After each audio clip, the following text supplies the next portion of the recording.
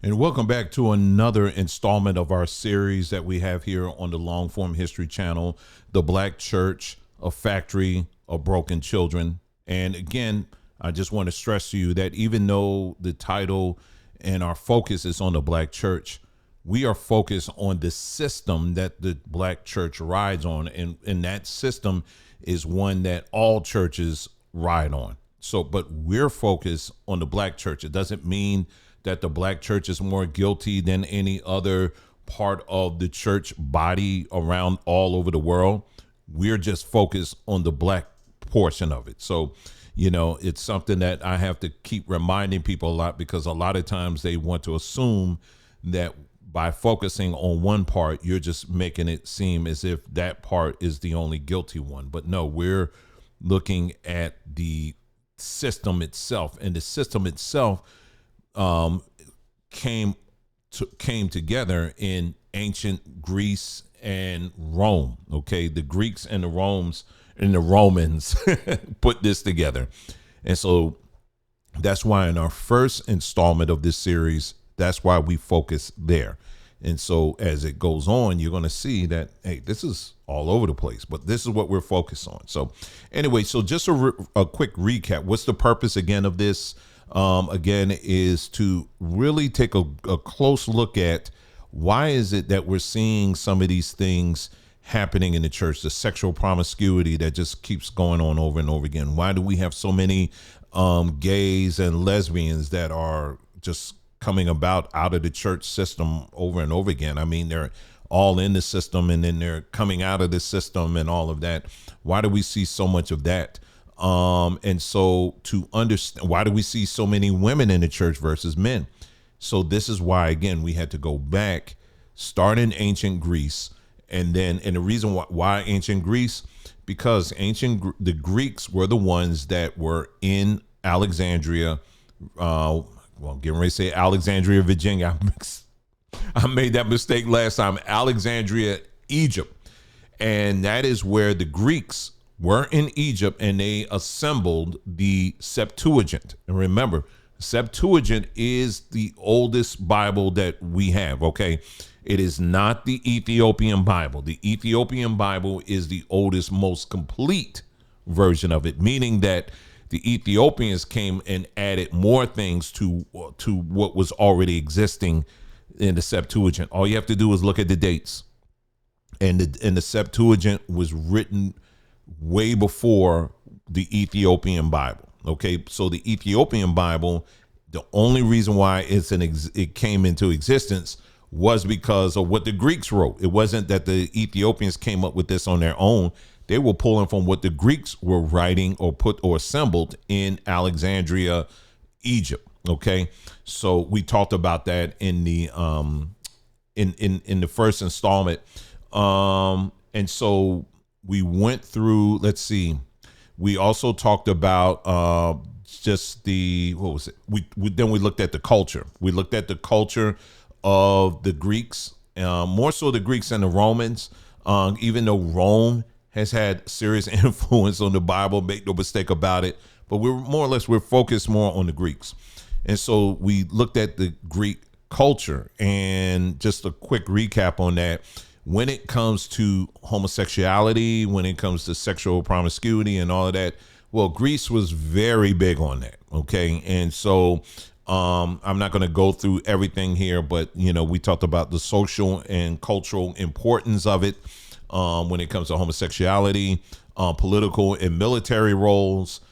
Talked about how homosexuality played a significant role in how soldiers bonded with one another, religious and mythological significance. We mentioned some of the gods and goddesses, mostly the gods, and how they always seem to have little boys with them, you know what I mean, that they can work with or whatever, and that help them out or whatever. Philosophical and ideological perspectives. Plato and Socrates, they idolized same-sex love. They talked about it a lot. And then the legal and ethical boundaries, if you want to call it that they had there. The thing I wanted to make clear too is that Greece was just like any other ancient community, country, whatever you want to call them, um, the general consensus was pretty much they were very liberal and open when it came to sexuality. But you also had people within that culture, similarly to what you have in any culture today, people who were dead set against it. That part of the general consensus they just went down with. And that's where the Bible comes in. The Bible, the people who put together the Bible, they were of that group that weren't as liberal when it came to homosexuality and things like that. You know what I mean? They were a little more on the stricter side. But the question that I left with you is this, and this was something that I want you to still think about. I hope it didn't escape you. And so here you have the Jews who had their land. Okay, this is the land. They had the land of Israel. This is the land that David and everybody else they fought for, that was set aside. It was the land that was promised to Abraham. It was going to be a land flowing with milk and honey and all that stuff. Well, anyway, fast forward, they get the land, right? They finally get the land. They take ownership, possession of it, whatever, right? And so when it came down to actually assembling the Bible, we're fast forwarding a little bit. We find that the Jews did not write this book or assemble this book in Israel, which is the set apart land, so to speak, right? They didn't assemble it there. Instead, we find that Jews and others took part in putting together this book that we today call the Bible. They decided to assemble it in Alexandria, Egypt. Now that's really interesting. And then, but it was also the Greek. It was written in Greek. The Septuagint was written in Greek. So you had a combination, combination influence of Egyptian belief systems and also and culture, and also Greek influences, their culture and their belief systems as well. You see this all throughout most of the Bible. We talked about in the last installment, we talked about the Ark of the Covenant, and that wasn't the first one. I mean, there was one that, there were quite a few of them that predated the Ark of the Covenant, starting in Egypt, but it goes even further than that. This whole concept of the Holy of Holies, the tent of meeting. I mentioned that in in videos a while back. Again, these weren't new concepts. These were concepts that have been around for many, many, many, many, many, many, many years before the Bible was actually put together. And then there's many other things too. What the priests wore, the garment of the priest. You know how the Bible is very specific on the jewels and the headpiece and all that other stuff. Well, again, if you hold what the priests wore side by side to what Egyptian priests wore, you'll find too many similarities to just wave it off as a coincidence. And that we covered as well. We've even showed you pictorially the combination, how similar both of them are. So you'll see the Egyptian influence within, when you're going through the Bible. But then also you'll see the influence of Greek culture as well, starting from the fact that they chose to write this in Greece. Or rather, the Greek in Greek. Sorry. What was I going to say? And so, what happens is you're also bringing in elements of that culture, right? You're bringing in elements of that culture when you're writing a book of such importance of what we call today the Bible, and so it's going to be parts of that culture that's also going to be baked in to the text. It is. Even though the text itself, there may be things in that text that go against this general consensus that I was talking about when it comes to Greece and how they view sexuality. The question that I left with you is this, is that why would the Bible God opt to skip over this promised land, right? And instead of having his words being inscribed in this promised land, he entrusts individuals to write it in the land of their oppression. which was Egypt. And then on top of that, have it written in Greek. Why would he do that? What sense does that even make? That makes absolutely no sense when you think about it. And I know for some of you who are hearing this, you may be saying, "Oh, don't say that. His ways are above our ways." And it's thought, no. Slow down, slow your roll, and just use your brain. Use your brain. Stop making excuses for everything. Because again, he said that they were supposed to be a set apart people. They had a land now where they could be completely set apart, but his holiest of words, his most powerful, the word that is supposed to go on forever and ever and ever and ever. He says, you know what? I don't want to write it in Israel. I'm kind of tired of Israel right now. Let's do a road trip. Let's write it in Egypt. And and write it in Greek on top of that. I mean, does that make sense to you? So these are things that we touched on, or we talked about in that first installment that I left you with. And I really want you to give yourself time to really process that and really think about that. I mean, it really does not make a whole lot of sense. Why would you entrust this book to a culture that is extremely liberal when it comes to sexuality? Extremely what people refer to as paganistic, meaning that they are polytheists, they multiple gods. Why would he entrust his holy word to be written in a culture that had multiple gods? Well, again, as you go into, when you look into, particularly in the New Testament, when you're talking about, and I mentioned this in the first installment as well, Jesus, many of the stories of Jesus have been inspired by, deities, Greek deities like Dionysus, depending on who you talk to, they pronounce it differently. The whole bread, eat my flesh, drink my blood, I'm divine, you're the branches. And, those are things that was part of Dionysus' worship. Eating of flesh, that was one of the things they used to do, and drinking of blood, they used to do that as well. Again, these are things that predated what we call today the Bible. This wasn't something that, for some people may say, well, they came up with that afterwards. It's just meant to confuse us. No. Dionysus, the story of that predated the Bible. Okay. Orthism, when you look into that as well, that's a whole nother worship that's based off of the worship. Well, it is the worship of Dionysus. And again, a lot of the practices that they had.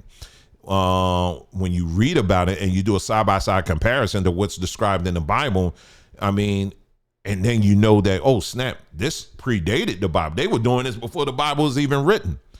Now you begin to you should start having some more questions. And you know what? That's okay.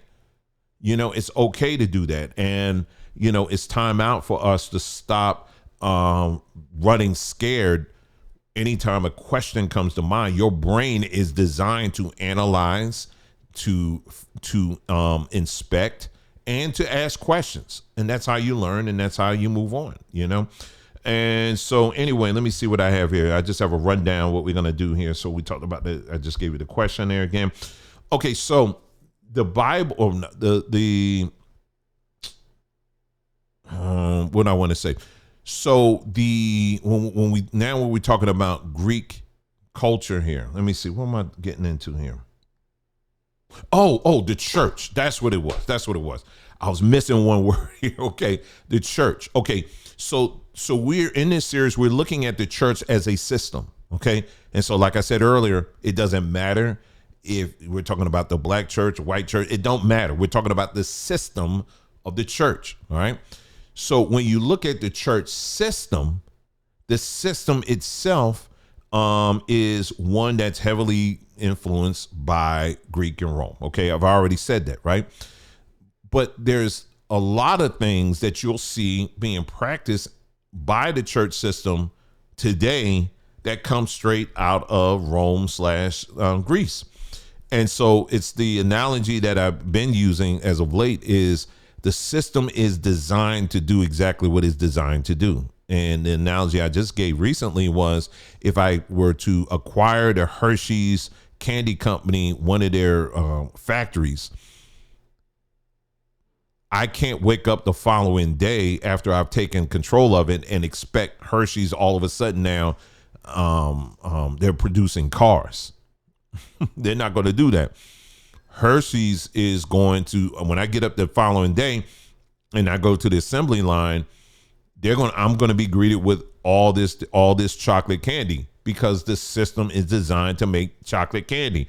It's not designed to make cars, right? So however, if I say, you know what, I'm going to paint this building, I'm going to paint it a different color and that will do it. So you paint it a different color, but guess what? The system is still designed to make these chocolate candies. Okay, well, forget that. Let me fire everybody, right? I'm going to fire everybody in this building and I'm going to hire a new staff to run these machines. Okay, so I go ahead and do that. All right, I get up the next day. Guess what's going to happen? I'm going to still be greeted on the receiving end of this system, candy bars and chocolate candies and stuff, right? Why? Because it doesn't matter if you change the color, the complexion of the people who are running the system. If you change the people who are the recipients of the system, it doesn't matter. The system is going to produce what it's designed to produce. Period. You can't get away from it. So it's going to take on the whole characteristic. And so when you look at the church system in of itself is going to continue to reflect the characteristics of Greece and Rome. It's going to continue to do that. It doesn't matter. It don't matter. It's going to do it because this system was designed by them, and it was designed to carry on these characteristics of that culture. All right. So it doesn't matter. And so we've been fooling ourselves about this. So that means all the sexual stuff that we read about, and going on in ancient Greece and Rome. Well, guess what? You're going to see that in the church. And guess what? We're seeing it there. But we're scratching our heads, banging our heads and keep saying it's the devil, it's the devil, it's the devil. No, it's the system.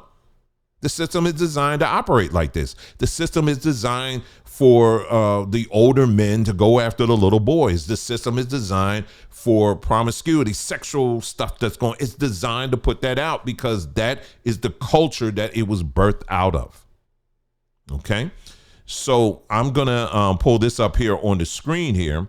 And this is just a quick rundown. Some years ago, I did a series based off of the book Pagan Christianity by Frank Viola. And he goes through a very detailed list of different aspects of the church today and how it is influenced by ancient Greece and Rome, right? So this is just a quick rundown, all right? So just very quickly, we'll just go through this. Church buildings, pagan influence. Early Christians met in homes, but after Christianity became the Roman Empire's official religion, church buildings were modeled after Roman basilicas, which were public meeting halls used for legal and other secular purposes.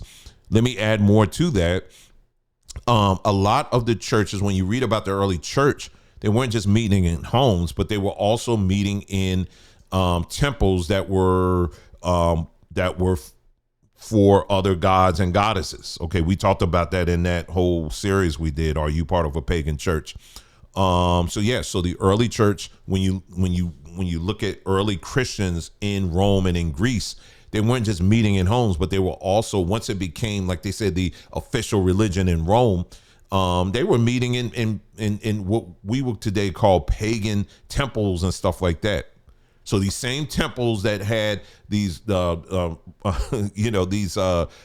you call temple prostitutes and stuff, the same temples that had these big statues dedicated to their gods and goddesses, you had Christians meeting in there.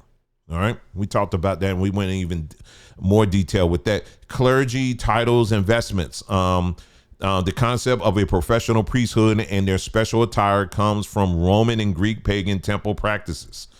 Pagan priests wore specific garments to distinguish themselves. That's what we see today, right? Sermons as central worship. The Greco-Roman tradition of oratory and rhetoric emphasized a single figure delivering a polished speech to an audience. 100%. When you look at the design of a church, for example, the way the seating is, it's all pointing towards this one direction. When you think of Greek theater or, the Roman theater, that's exactly, you could take the church building today or any auditorium that we have today, and you got the stage in the center, right? And then you got the seats all around it. That comes straight out of Greek and Roman culture, right? That's where they got that from. Yeah, and it tells you right here, Roman amphitheaters and Greco-Roman theaters designed for spectators influence the passive role of the audience in Christian worship. Oh, and then going back to sermons and central worship, they were very big on that one person getting up there and like, hear me, oh, such and such or whatever. And people would just be all enthralled in what this pure person or persons were saying in this central space. You understand what I'm saying? And so that's why I said you also had the choir up there, which the choir itself comes from Greece. Greece came up with the whole choir concept. And so you had these people up here with all this stage makeup and all that, again, getting into Greek tragedy theater. And so like I said, the choir was a representation of the people. And so when they would do these productions and stuff on there, and you'll see this in the Gladiator movie, I haven't seen it yet, but part one in the Gladiator movie, the first one, it's this one guy that's got all this makeup on and got this women hair and all that stuff on. That's how they used to perform. It was part of a performance. And so you look at today in the church, who do you see in these choirs?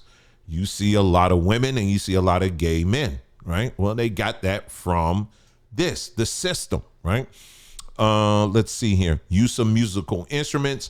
Musical instruments were common in pagan rituals and ceremonies in both Greece and Rome, where they used to invoke the divine. Now, you'll see, so you understand this completely, this is within Greek and Roman culture, right? But you can go in African cultures and stuff like that. They would use, in other cultures, they would also use instruments and stuff. So this wasn't, so using instruments for the worship of their deities wasn't strictly a Greek and Roman concept, right? It wasn't, because like I said, you could see this in other cultures, but because we're talking about the church, this is where they got it from. Do you understand what I'm saying? They pulled from what they saw the Greeks and the Romans doing, right? Holy days and festivals. Many Christian holidays align with or borrow from pagan festivals, like Christmas replaces Saturnalia, and other midwinter festivals. Easter incorporates elements of spring fertility festivals dedicated to deities like Eostri, Estri. I know I butchered that. The Eucharist or communion. Mystery religions in Greece and Rome included sacred meals symbolizing unity with the deities, such as in Mithraism and Eleusinian mysteries. So that's what you'll see that there. And also Dionysus, you'll see that as well. Sunday worship. The worship of the sun god Sol Invictus on Sunday was a significant practice in Roman culture. Constantine's decree formalizing Sunday as a day of rest merged this pagan tradition with Christian practice. Tithing, financial offerings to the gods and temples were common in many ancient religions, including Greek and Roman paganism. So a lot of this stuff you may have thought, oh, the Bible came up with this. Well, who wrote the Bible? It was the Greeks and the Romans. They did it. That's where this comes from. You thought your Bible just fell out of the sky somewhere? No. It was the Greeks and the Romans. They put that thing together and they put their culture, aspects of their culture within it. All right. Cathedrals and sacred spaces. The concept of certain spaces being sacred or closer to God originated from Greco-Roman and other pagan temple practices. The liturgical worship and rituals. Formalized repetitive rituals in Greek and Roman worship influenced the liturgical traditions of the early church. Yeah. Maybe I said that right, maybe I didn't. But anyway, funeral rites, practices such as viewing the body, elaborate burials, and rituals for the dead were common in Roman and Greek paganism. Again, funeral rites isn't something that is exclusive to Greek Roman culture, but when we're talking about it within the construct of the church, this is where they got the influence from Greco-Roman culture. Okay. So I just did a quick rundown there just to show you that these different things is what the church even today still latches on to, and is still very much part of what we call the church today. You understand? So if it embraced that, then why is it so hard to believe that they didn't embrace all the other stuff when it comes to, this whole tendency, like I said, touched on earlier in the last installment, talked about how it was a policy in many circles within Greek where the elder men would have younger boys around them to mentor, but they also would have relations with them. That was them having relations with this boy, was them passing on kind of like this. It was a way of maturing young boys, and doing this stuff. Right. And just to touch on again, I mentioned this before. What's the reason why do we see so many women in the church? Well, it goes back to Greco-Roman culture yet again, where in a lot of where women in those times were regulated to mostly home duties, like, just home duties, or going out, buying food in the marketplace and raising the children, that kind of thing. Right. So, but there was the one place within these cultures where women were given a lot of autonomy to grow and to become something, and it was in the temples. And in these temples, a lot of times the women were seen as a conduit, if you will, of access to these gods and goddesses. That's why in a lot of these temples you had temple prostitutes, right? But they weren't all just prostitutes. You had women that were doing a lot of other things in these temples as well. So it was very common in these temples. You would see men in there, but you will also see a lot of women, right?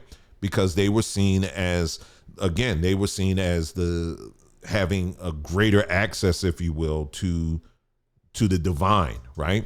When you look at, this whole, even with sex, and when you look at the body of a woman and all of that, and like I said, again, I'm not going to go too far in that, but her part down below there is in of itself, in many ancient texts, is described as a temple in of itself. So when a man comes together with the woman, he's actually entering into the temple, right?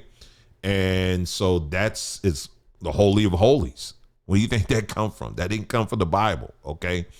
So you'll read in some of these other cultures, that's how they in Greek culture, and going back, in a lot of Greek culture pulled from Egypt. In Egypt, you're reading some Egyptian texts, they would look at, they would see the woman as that as well. You know what I mean? And so it's a lot, you know what I mean? So the church system is built upon all of these different ideologies that predated it. Okay. And so, so that's why you would see women were very instrumental and played a very important role when it came to their religion. And so likewise today, when we look at the church, you see it's full of women. Where are they getting that from? Again, you're going to produce what the system is designed to produce. A tree will never abandon its roots. It's always going to stick with the roots at the end of the day. Doesn't matter if you change the color of the people participating in it. It doesn't matter. It's still going to remain the system. All right. And so if the church system adopted all of these things that I just pointed out to you, then it shouldn't be hard for you to understand that the church system also brought along with it a lot of the sexual practices and stuff that were in these cultures as well.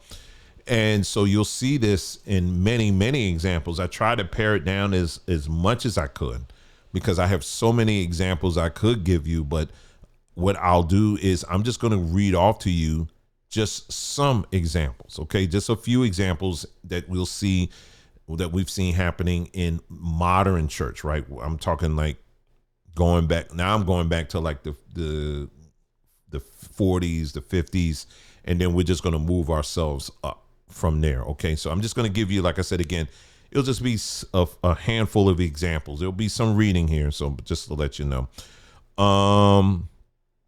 Let's see here. I want to get to this one part here. This first thing I'm going to read to you, it's regarding Aretha Franklin, and then we're going to jump into her book. Let me see. Okay, here we go. Here we go. This article right here. Let's start with this article. Okay, in Metro Weekly, Divine Diva, the gays who shaped Aretha's gospel soul.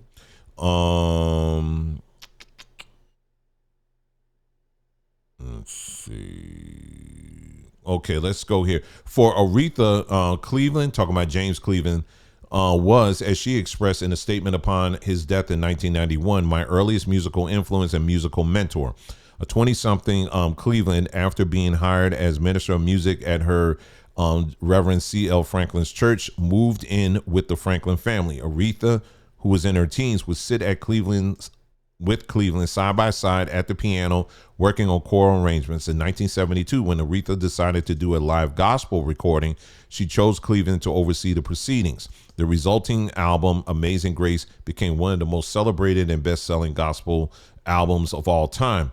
In addition to Cleveland, there were two women who sometimes engaged in same-sex relationships who were just as crucial to Aretha's development.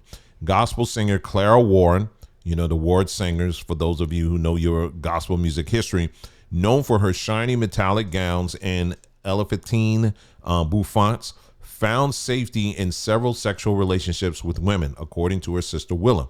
But she was also the girlfriend of Aretha's father. With her sharp, dynamic singing and bouncy piano playing, Clara became a musical advisor to Aretha. She also stepped in as maternal figure since Aretha lost her own mother when she was a child.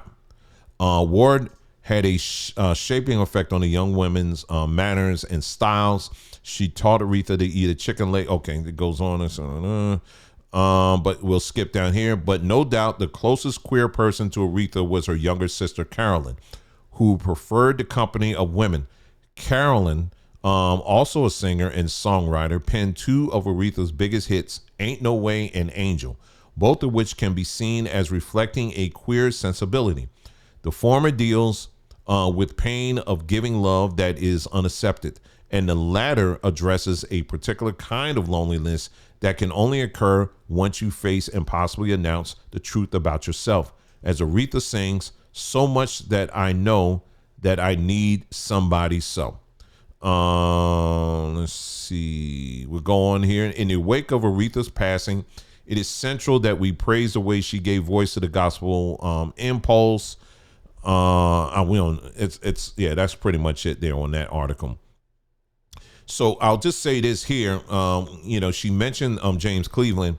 James Cleveland, of course, if you don't know by now, I mean, there's just too many stories. There's too much smoke around James Cleveland. I mean, this dude basically, by many accounts, was himself gay. All right. He was gay and had partners and all that stuff. I mean, there's some talk of him even messing around with some little boys, but from what I'm hearing many more stories about him being a pretty much practicing homosexual. In choirs back then, you would see that was pretty open in terms of choirs that were, you had a lot of gays, you had lesbians as well. When you think of the Hawkins family, for example, the Hawkins family singers, the church that they were part of in Oakland, California, was a church that was known for being very open for LGBT lifestyle. One could seriously argue, but like I said, between the stories and just looking at somebody, you could tell Walter Hawkins. I mean, if the man wasn't gay, he sure played that. He deserves an Oscar. I'll just put it that way, right? Same thing with Daryl Coley, who sang with them as well. There's quite a few people in there. Someone left a comment not too long ago who the Hawkins family is their singers, and they was confirming this, that yeah, a lot of people in that church, in that ministry, they were in fact gay. What's the woman that sings "Thank You, Lord"? That song, "Thank You." Well, Flunder. Her last name is Flunder. She and she's still around. She's a lesbian. And so I'm bringing up these different things because I know that, for example, the Hawkins families, particularly Walter Hawkins, that boy could sing. That boy, I didn't know, to this day, I don't know anybody that could sing like he could sing. I mean, that boy can sing. And so it raises the question, if this stuff was so prominent in the church, and when we read in the Bible and it talks about what anointing is, the anointing, in general terms, is basically the set apart spirit of the Bible God, right? Like the Holy Spirit, right? That doesn't tolerate any kind of sin at all. How can people within the church or Christians call what they were doing anointed? Well, I'll tell you why. What a lot of these people would do is say, well, the gifts of God are given without repentance. That, God just flung all talents and skills and abilities to anybody, devil worshipers, child molesters, whatever. He just flung all his abilities anyway. But at the same time, this is the same Bible God that says that he would not only will he not share his glory with another, but he also said, what fellowship does light have with darkness? So why is he flinging all these talents, skills, and abilities to the most darkest people on the earth? And I ain't talking about in terms of their skin complexion. I'm talking about the stuff that they're into. You understand what I'm saying? So these are questions that never get answered because people are too afraid to ask them. But we have to look at all of this stuff. Okay. Let's see. So that's story number one. Here's an article another article that I came across here too. So yeah, we talked about that. But it was very prominent, very, very prominent that you'll find a lot of in these choirs and stuff like that. It wasn't just little boys getting abused, but it was also little girls as well. All right. And so you'll find that here's a story in the book entitled, I'll get it out for you here. Name of this book is called, it's on the screen. Okay, good. It's called Sexual Abuse of Power in the Black Church, Sexual Misconduct in the African-American Churches. All right. And this is a book here. I got the Kindle version of it. So let me just kind of read along through this particular story here. Okay. All right. So I'm reading from the bottom left-hand side of the screen, and then we'll just get down there and you'll see where I am. Okay. This story was told to me by a 40-year-old woman who is the mother of 4 children. She was a devoted member of her church and was active in her choir and other activities. However, she became more educated. As she became more educated, she was dissatisfied with the power relation in the church that did not allow her and other women to serve positions of authority. As I got to know her, she revealed the sexual abuse she had suffered in her family and the church. Okay. Now, going back here, I'm pointing out Roman culture again, Roman Greek culture. She said, however, as she became more educated, she was dissatisfied with the power relation in the church that did not allow her and other women to serve positions of authority. This came straight out of Roman Greek culture. I just told you that. Women in ancient Roman and Greek culture, they were limited in their influence.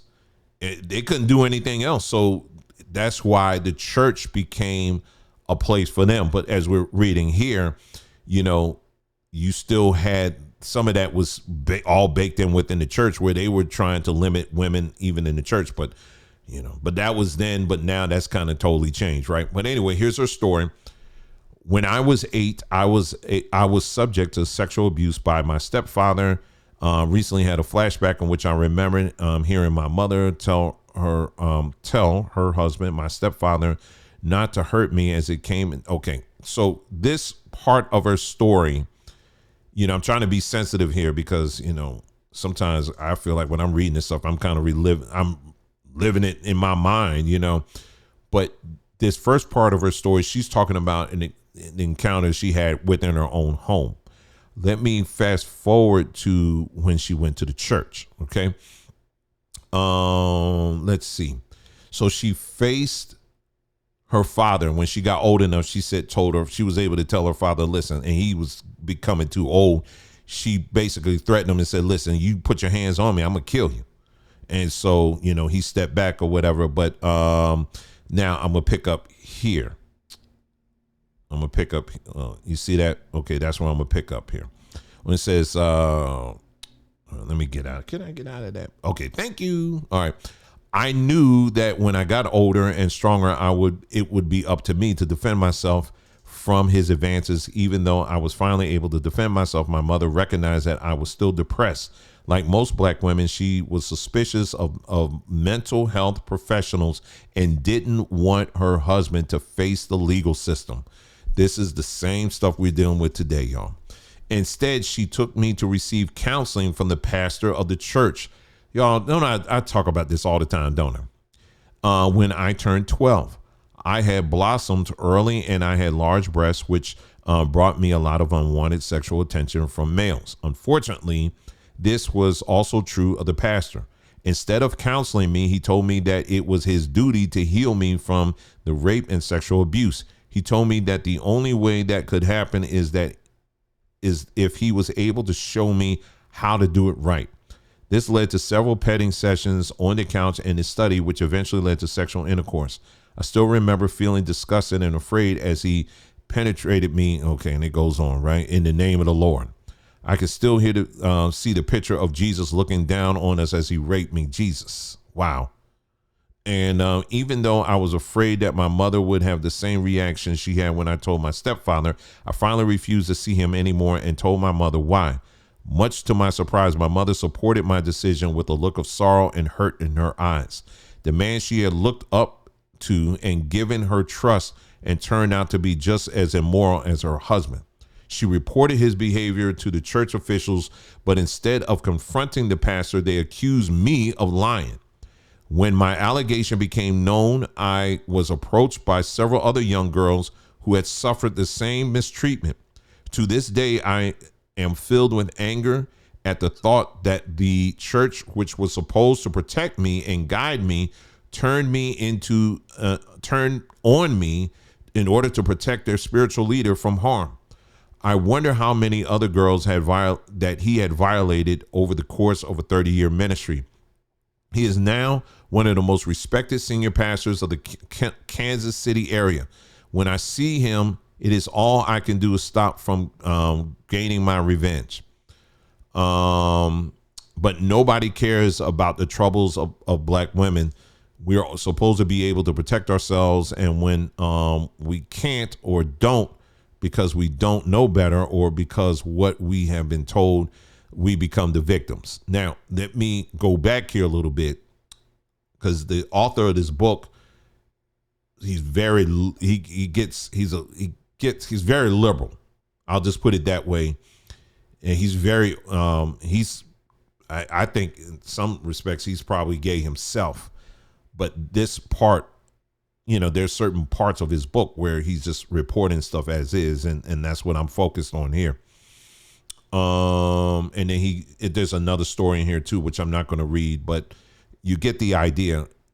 Now, back to her story. The part I didn't read was the part where she talked about, because you see here at the end, she's saying, us black women, we don't have any outlet or anything like that. Nobody cares for us. But see, this is the same woman who earlier in her story was saying that when she told her mother what her stepfather was doing, the mother beat her. So it's also women who play part in this as well. You know what I mean? And so we got to be honest. If we're going to deal with this particular situation, we got to be completely honest, even with that. And because you'll find in a lot of these circles that it's not just the men, it's also the women who play part in shushing the victims, or even turning on the victims and making them seem as if they're the ones that cause all this stuff. But that's not the case. You know what I mean? Let me see here. Let me go to Aretha Franklin's book, called Respect. All right. And this is the chapter. I've referenced this before, but I have a little bit more here that we can read here. Okay. Okay. Hold on. Okay. So let me go ahead and read this. This is chapter 4 of our book. And name of this chapter is called The Sex Circus. Ray Charles and Billy Preston were used the same expression to describe the gospel circuit in the 50s. Now we're going back all the way in the 1950s, y'all. They called it a sex circus. Ray told me that when he started out on the R&B circuit in the early 50s, he often would run into gospel groups that were playing in the same city. Because hotels wouldn't take blacks, we wind up in rooming houses run by some local lady, says Ray. Cats like the Blind Boys of Alabama and the Dixie Hummingbirds would be there, along with bluesmen like T-Bone Walker or Lowell Folsom. I love the church singers because of their harmonies and rhythms. I come out of the country church and would relate to the excitement of their music. Sometimes late at night, we'll jam on some old hymn that brought me all the way back home. When it came to pure heart singing, they were MFers. When it came to pure sex, they were wilder than me. And that's saying something. In those days, I had a thing for orgies, but I had to be the only cat in the room with 2 or 3 chicks. The gospel people didn't think that way. Now listen to this now. The gospel people didn't think that way. The cats liked it with the cats, and the chicks liked it with the chicks. And no one minded mixing it up this way or that. I wasn't judging no one, and I got a kick out of seeing how God's people were going for it hard and heavy every which way. I was just surprised to see how loose they were. Someone told me that the ministers in the churches where they were singing didn't know about these going on, but hell, more than one time I heard about a minister showing up at the rooming house because he wanted in on the action. Now, again, I want you to take note here. Now, Ray Charles is speaking here. Now, Ray Charles, he is saying that, hey, I used to be, man, we're going to have open sex like this, man. Shoot, let me get my, I'm going for the women. You know what I mean? He just, what the church would call, he worldly. He just going for the women, right? Now, that's Ray Charles, who wasn't really in the church. He was an R&B singer. But isn't it interesting that all the gospel singers, again, part of the church system, which is rooted in Greek and Roman culture, all of them, they were practicing homosexuality and lesbianism.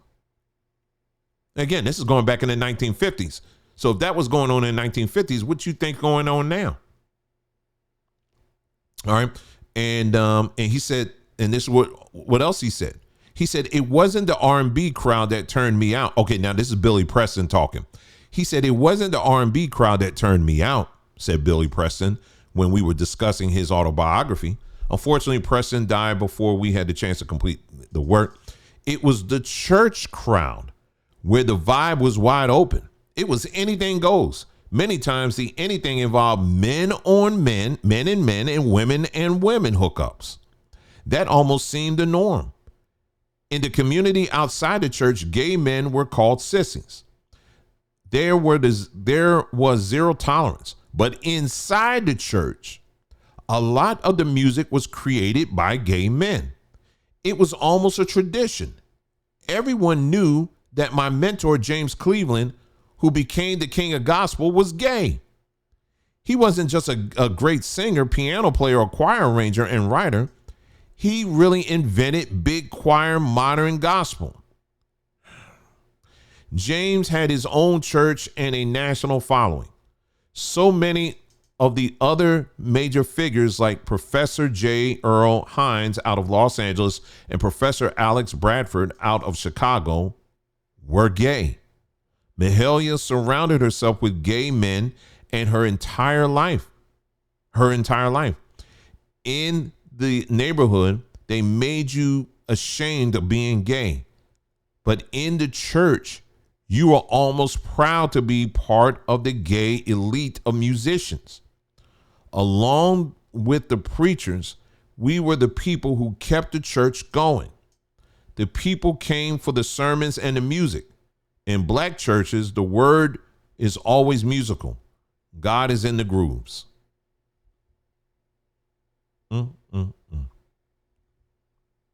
They're telling it. They're telling it. They are letting you know. So there was a clear distinction between how people got down in the streets. Now, let's not act ignorant here. I mean, there were people getting down like that in the streets like that. You know what I'm saying?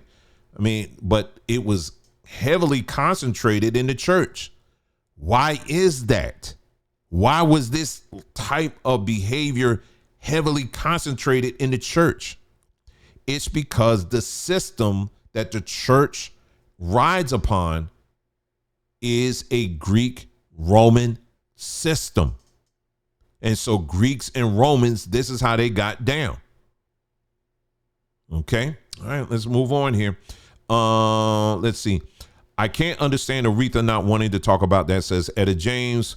When I asked her about her early road experience. Okay, so this part here, I don't have to read all this, but this is Etta James and Aretha, or Etta James. She's talking about how basically, Aretha and her, they were very loose, and then down here, I think this section here is talking about Aretha. She was talking about the different guys that she had a crush on.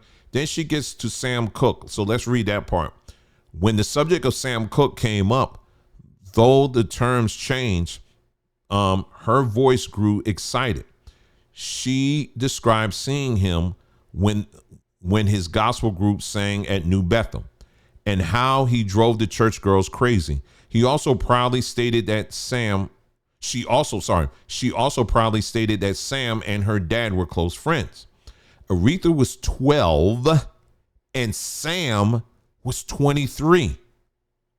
You heard that? When, in her own account, she went to his motel room in Atlanta. When her father learned that they were together, he banged on the door. When the stable singers passed by, he asked them whether his daughter was in there with Sam. They played dumb. Aretha claimed nothing happened that day. And even though she admitted to visiting him in his hotel room in New York sometime later, she also insisted that their relationship remained platonic. That's not what Sam told me, said Johnny Taylor, the great soul singer who performed in the Highway QCs, the gospel group that was begun by Sam. Sam said he enjoyed a lot more than Aretha's voice, but I didn't need to hear that from Sam. When I was on the gospel circuit and played the same cities as Reverend Franklin and Aretha, I saw it for myself. She looked to be very shy and didn't want to talk all that much, but when it came to partying, she was ready to go. And then it goes on. There's a lot more in this chapter here that they're talking about, but I'm pointing out again, in this case, in this particular section here, Aretha was 12. She's 12 years old. And Sam Cooke was 23. Pedo, anybody? I mean, come on. But this is how they got down back then. And it was very open, particularly in the church. This kind of behavior was even though they condemned it in the, over the pulpit, but behind the scenes, this stuff was going on a lot. Right. All right. So let's move on here. Got some other examples here. Let's see here. Got that one here. Okay. So this is an article in LA Times. In black churches, pastors recognize a Me Too movement among the clergy. This was written back in 2018, right? Let's see here. It was a sweltering weekend morning, and the vibe inside Reverend Rosalind Brookins' Los Angeles home was festive. Girl, you look great. Are you a Delta? Here we go. Remember I said now, these churches are riding upon, are based on a Greek and Roman culture. Isn't it interesting, as I pointed out before, that a lot of these pastors are themselves Greeks? They are, and they not just Greeks, but they pledge it like for life. I mean, that's how baked in this thing is. So they are sworn to maintain Greek culture. Did you hear what I just said? Many of these pastors who are part of the Black Greek letter organizations, they swear for the rest of their lives that they are going to maintain the Greek value system for the rest of their lives. And that includes in their position as leaders in these churches. You want to really think about that, okay? 10 women, all professionally accomplished. Most ordained pastors had gathered in the Brookings home living room to talk about a painful but little discussed crisis, sexual harassment in the Black church. Okay, y'all, I'm not signing up. They keep popping up. Anyway, as Brookings passed out folding fans for the heat, Reverend Naima, I hope I'm saying her name, let a TV actress and producer open up with a prayer. Okay, blah, blah, blah. Okay, so 2 hours later, the truth came spilling out. The room felt like a party and church meeting in a group therapy session with revelations and confessions that prompted tears, disagreements, and plenty of laughter. Black women, the backbone of the churches, who far outnumber men as congregants, are in a bind that is historically unique. Let's go here. Let's see. Okay. The Black church responds to Black male clergy like they are demigods, very revered, says this one person here, Pollard, who convened the women as part of her work for the USC. Okay, blah, blah, blah. Okay. You don't rat out your pastor. You don't bring the man of God down, she says. If a pastor is caught in an indiscretion, sometimes he gets moved, but a lot of Black churches are not organized or led, or they have no board. So even if there is misconduct, there is nowhere to turn. Now, let me park here for a second. I'm going to have to do a separate video just on Kojic. All right. Church of God in Christ. Church of God in Christ. When I tell you they have an entire rap sheet that's still growing of pastors that are in many cases are still pastoring to this day. I've checked. They're still pastoring to this day who have been accused, and they have settled lawsuits on pastors within their ranks who have done some, abusing children, abusing women, and all of that. So even in the largest Black denomination, this is very prevalent, and what they're describing is true. All right. And then I'll just add this as another footnote. Just as like the Church of God in Christ, they have this long practice of, if a pastor gets caught or accused of some kind of sexual misconduct, what they'll do is move the pastor around to another church. Well, where did they learn that from? Well, they learned that from the Catholic Church or Rome, the Roman Church. Okay, you're going to do just what the system is designed to do. All right. Even now, she says a woman is likely to be asked, what did you do to provoke it? Right. The message I keep hearing growing up was pull your skirt down and close your legs. And that's them right there all in the room. Many of the women spoke of being molested or harassed in the church and the pulpit, of feeling helpless, unsupported, with some finally questioning whether they belonged in church at all. The Reverend Stephanie Butler Adams, a former professional dancer, says she was invited to perform at a liturgical dance at a mega church in Texas.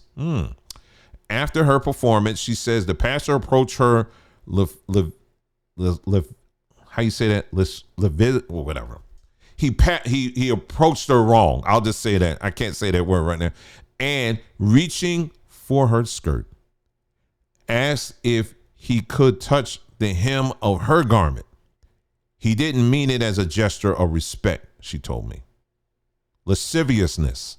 I think that's how you say it. Anyway, we are violated before we preach, while we preach, and after we preach, says the Reverend Deborah Mans, who is opening a home for young women who've been victimized by sex traffickers. I am on fire for God. I love preaching his word, but it's hard to preach a word at a church, and you go to the pastor's office and the first thing he asks you is, what color are your panties? Or he puts his hand on your knees or stands behind you and holds my waist. Or after the sermon, he hugs you and holds himself against your breast and asks you to go to a restaurant because I haven't had enough of you yet.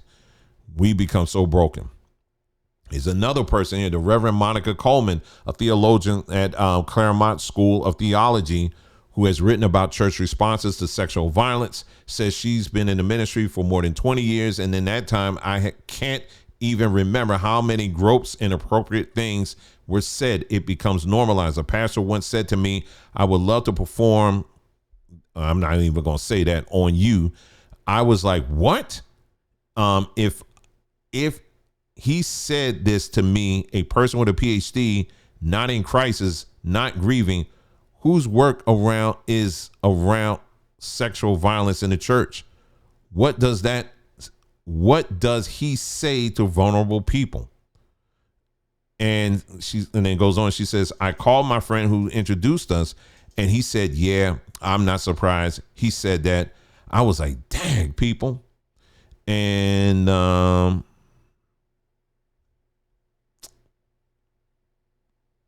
they talk about, I'm just skipping through here. All these women got all their own stories here. So this is it's very common. This is a very common thing within the church system. Now, I have some videos here that I would like to play, but I'll put the volume down and I'll just tell you about what these videos are about, okay? Because I'm not too sure if I'll get flagged on these, okay? So this video right here, just take note of it. Seventh-day Adventist Church fails to protect children from predator in their ranks. This video, as you can see, is about 11 minutes long, a little over 11 minutes long.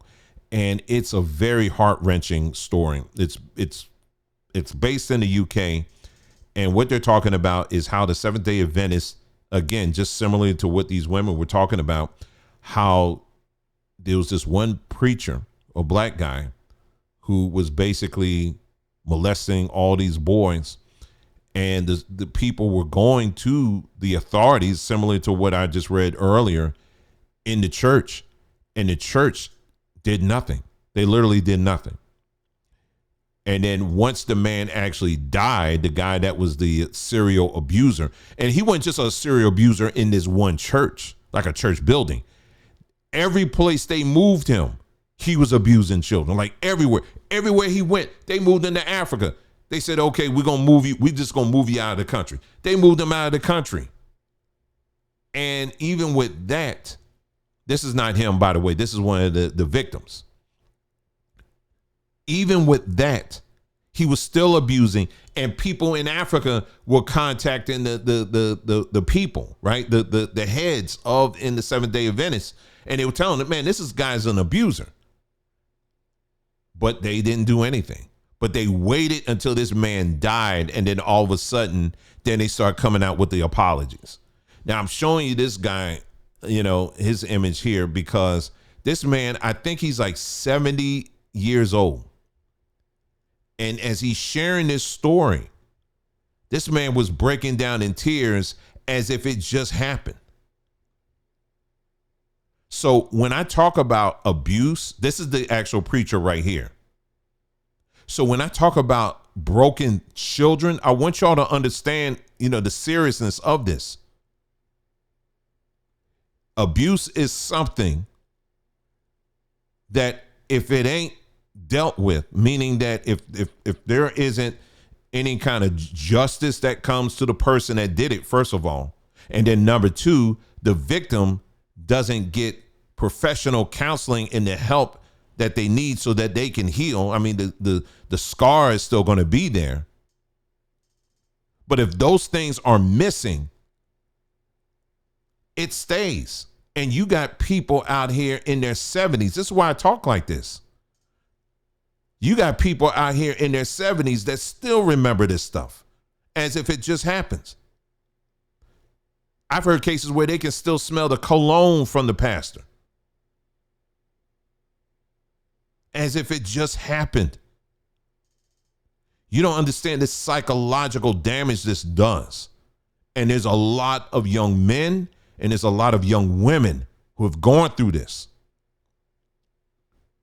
And again, it's because of this system that has trained these people to function like this, and that this is okay to operate like this. This one here, this is a guy here, how touring with gospel artists will damage your life forever. Now, he is basically, he's a church musician, or he used to be one. And he's talking about, it sounds a lot like Kirk Franklin. And so, but he didn't say the name. But basically, he was talking about how, as a young man, he had the opportunity to tour with this well-known gospel group. And he talks about how his eyes were open big time. He was saying how everybody was having sex. Everybody was. And he was shocked. But at the same time, he was a young man. He was like, hey, I might as well join them too. Donnie McClurkin is another person that talks about the abuse that he endured. Let me see if I had something else here. I'll just play this here. Thankfully, I got the music cut off here. But I'm just going to let this roll. Now, this was at the latest Kojic convocation that they just had. Now, they're showing the women, but I want you to see the men, too. I want you to see what they're wearing. Now, this is in 2024.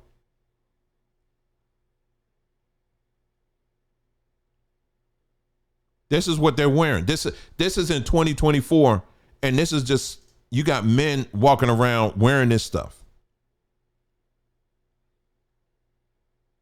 So how is it that a straight man can come in, a straight man that has good character, how can he come into a denomination like this and get built up? You're not going to get built up in a congregation, in a system like this. Not as a straight man that has good character. It's not designed for you. It clearly isn't. It clearly is not designed for you. But what is the root of this? The root of this, like I said, I keep going back, is when you go back to Greek, in Greek culture, it was part of the process that you had to break the young men in. And what do you think that produces? What kind of man do you think that produces? So if you want to know why there are so many gay men in the church, now we know. The system is designed to break men. It's designed to break them. And when you break a man, this is the result. This is the product that you end up with. Not what's on your screen there, but you get my point. This is the product that you end up with. When you listen to, and it's interesting, when I listen to a lot of these people who are homosexuals, a lot of times, in most cases, when you really, really, really, really listen to them, they will admit to you that there was something that took place in their childhood, be it in the church or outside the church. But that's something in most cases is the case. But when you look at most people talking about it, when they talk about why they're gay, they just jump to, oh, no, I was born this way. Oh, no, I was just born this way. As long as I can remember, I was just born this way. I was just born this way. But then when you start really getting into the conversation, start listening to them, it eventually comes out. They'll eventually come out and say, yep, something happened. Yep, there was some abuse there. The system, this church system, is designed to do just that. And this is why you see what you see in there. And that's I'm talking boys, but the same thing with the women, same thing. You break these little girls, what kind of women you think is going to come up out of that system? Because the system is designed to do this. It's designed to break you down, to call you sheep. You're sheep. But because in the Bible it talks about, if the sheep get out of line, what do? You got to break his leg. This is what the system does. It breaks these little boys. It breaks these little girls. That's what it's designed to do. And then from there, they supposedly build you back up. But what they build is, in many cases, turns out being a Frankenstein. Something that they create in their own image.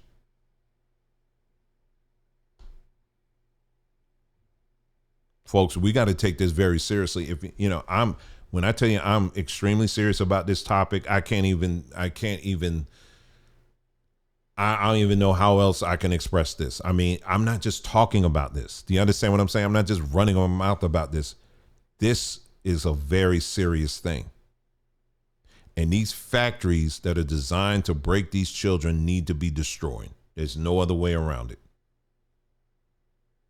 This is why one of the things I said that, particularly as Black people, one of the things that we need to start working on in 2025 is the moving away from religion. Because these religions that have been forced on us in this society, in this Western society, they come from a society's ancient cultural traditions that would do this. And this kind of stuff is okay. It's okay. Now, when you do a contrast with African cultures, it's a lot different in many ways. I mean, you'll see some similarities, but it's a lot different. But it's this Greco-Roman cultures is specifically designed to do this. And this is why we see the result. Why do you think when you look at these ancient Greek and Roman statues, a lot of the men, they just look very soft, right? They just look soft, don't they? How you gonna have a hard looking statue and the men look soft, right? And then on top of that, when you're painting babies, all your grandest view of children in heaven are butt naked, floating around, butt naked babies. Why would you? Why is that? Why would I want to see that? Got little children running around with harps or whatever, and they butt naked. That's sick and perverse. But this is the culture that helped put together what you call today the church system and help put together your Bible. So anyway, I think that's about it. I'm going to wrap it up here. But in the next installment, I'm trying to decide if the next installment is going to be kind of an addendum, because I have to do a whole separate one just on Kojic, because it's just too many examples to pass that up. So the next installment may either be the addendum for this one, or it may be on this topic of, we're going to move into music and the impact of frequencies. And the reason why I'm talking about, I want to revisit that is because of the fact that there's a reason why when you hear these pastors and they, when they're doing all that, or when singers, they hit certain notes and all that, and people just be like, just doing all that stuff. Well, there is scientifically, it shows that these certain frequencies, what they do, they have a certain impact on women that they don't have on men. Okay. So we'll revisit that. For those of you who have followed us for a while, we've already talked about that, but I'm just going to revisit that again so you can see just how this system is designed. And again, why is it that we see what we see coming out of this factory that is designed to break people down? And so that's it. So that's it. That's all I have for you. Thank you so much for your time and listening to this. And my hope is that you take the information that has been presented here and that you do take it further and do your own research. Number one. Number two, if there are questions that were raised in this video that made you a bit uncomfortable to ask, well, that's a good place to be, because you need to stop and pause and you need to explore that. Okay? Don't run away from it. you need to explore that, okay? Because we need to solve this thing so that we can move forward and we can be everything that we have been created to be here on this earth, okay? All right, so that's it. That's all I have for you. Thank you so much. You guys take care. I'll see you again soon.